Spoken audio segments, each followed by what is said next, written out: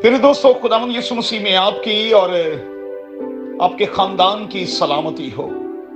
मैं पादरी William John एक बार फिर आपकी खिदमत में हाजिर हूं एक और मॉर्निंग डिवोशन के साथ।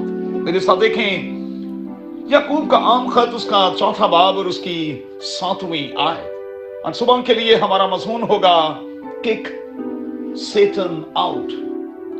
अच्छा, आखिरी बार आपको कब ये तजर्बा हुआ था? कब आखिरी बार आपने उसे किक आउट किया था, नॉक आउट किया था? मेरे दोस्तों, गौर करें, इब्लीस को आसमान से किक आउट किया गया। क्यों? इसलिए कि वो खुद को समझने लगा था और खुदा की बराबरी करना चाहता था, इसलिए उसे किक आउट कर दिया गया। अब होना क्या चाहिए? अदन में दुनिया के पहले जोड़े को करना क्या चाहिए था कि वो खुदा के नुमाइंदे बनकर इब्लीस के बरगलाने पर उसे अदन से किक आउट कर देते, लेकिन वो खुद उसके हाथों नॉकआउट हो गए। याद रहे कि अल मसीह ने हमें आजाद किया है, उसके असर से हमें आजादी बख्शी है। अब हम जिंदा खुदा का मकदस हैं। मकदस का पाक होना बड़ा जरूरी है, और वो तमाम की तमाम चीजें जो इस मकदस को नापाक कर सकती हैं, हमें उन्हें अपने अंदर से किक आउट करने की जरूरत है। इब्लीस को अपने अंदर से निकालने की जरूरत है, और इस दुश्मन को अपने अंदर किसी भी तौर पर दाखिल ना होने देने की जरूरत है। कलाम का कॉल क्या है? हम उसका मुकाबला करें, उसके सामने खड़े हो जाएं तो वो हमसे भाग जाएगा। और यकीनी तौर पर मेरी और आपकी जिंदगी में ऐसे बहुत से तजर्बे हैं जब हम इब्लीस के मुकाबले में खड़े हो गए और उसे शिकस्त हुई, वो भागा।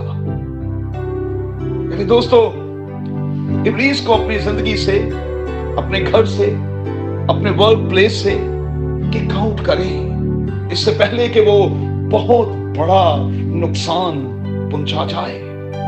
उसे किक आउट करें। कैसे? चंद एक बेबी स्टेप्स उठाएं। पहला, प्रस्तिश के जरिए से। और मैं हमेशा ये सिखाता और कहता हूं कि जहां प्रस्तिश होती है वहां से इब्लीस भागता है। दूसरी बात, दुआ और कलाम के मुताला के जरिए से।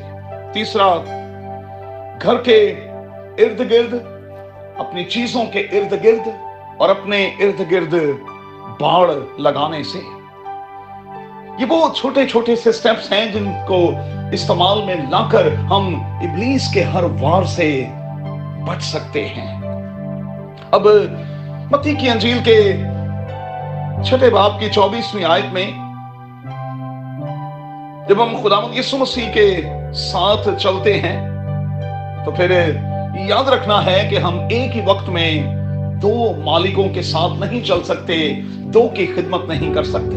हमें उनमें से एक का इंतखाब करना है। इसलिए मैं हाथ जोड़कर आपसे दरखास्त करता हूं कि इब्लीस को मौका ना दें, उससे बातचीत का सिलसिला बंद करें। जब आप उससे बातचीत करते हैं तो वो आपको वरगला लेता है, फंसा लेता है और फिर नॉकआउट कर देता है। याद रखें, खुदा ने हमें इख्तियार दिया है कि हम सांपों और बिच्छुओं को कुचलें और इब्लीस की सारी कुव्वत पर गालिब आएं। तो आइए आज से इस इख्तियार को इस्तेमाल करना शुरू करें और अपने हाथ बुलंद करके कहें, यीशु के नाम में, यीशु के नाम में हम फतह पाते हैं। कादिर खुदा आपको बड़ी बरकत दे। आमीन। If you want to see more content like this, make sure to like, share, subscribe, and hit the bell notification so you don't miss any new videos.